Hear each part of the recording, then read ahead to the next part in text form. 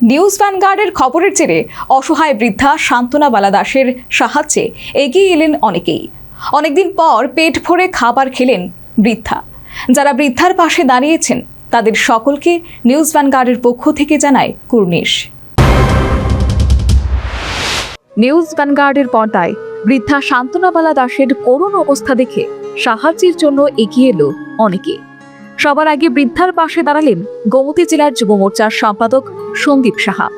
তিনি উদয়পুর থেকে তেলিয়ামুড়ায় আমাদের প্রতিনিধি হিরণময় রায়ের কাছে কিছু অর্থ সাহায্য পাঠান। সেই টাকায় বৃদ্ধার জন্য খাবারের ব্যবস্থা করে দিলেন হিরণময়, কিনে দিলেন সোলার লাইট। গতকাল আমরা একটা খবর করেছিলাম যে তেলিয়ামুড়া পৌর পরিষদের 15 নং ওয়ার্ডের গ্রামবাড়ি এলাকার মধ্যে ভদ্রমহিলা থাকে একলা, এবং কারেন্ট কিছু নাই, এবং খাওয়া দাওয়ার খুবই তার নিজে ভাতাটা পাইতো বিগত 2-3 মাস ধরে ভাতাটাও বদ্ধ।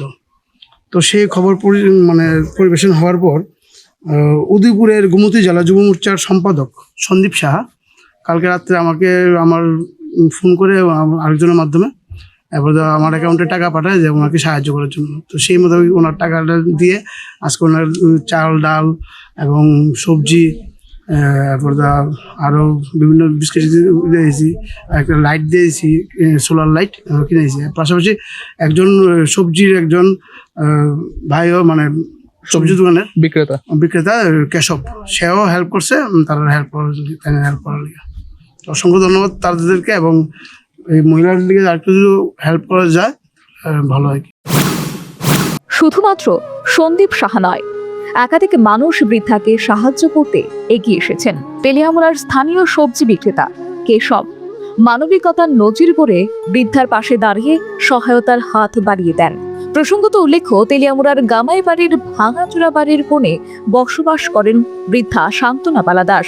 বয়সের ভারে শরীর নুয়ে পড়েছে, চোখের দৃষ্টি ঝাপসা, চলাফেরার শক্তিও নেই আগের মতো। তিনি কাটাচ্ছেন আগে চরম একাকিত্বের জীবন, নেই দেখভাল করার মতো কোনো আপনজন। স্থানীয়দের মতে দীর্ঘদিন ধরেই নানা কষ্ট ও অভাবের মধ্য দিয়ে দিন কাটাচ্ছেন তিনি। 2018 সালে তাঁর রেশন কার্ড অন্তর্দয় শ্রেণীতে অন্তর্ভুক্ত করা হয়েছিল।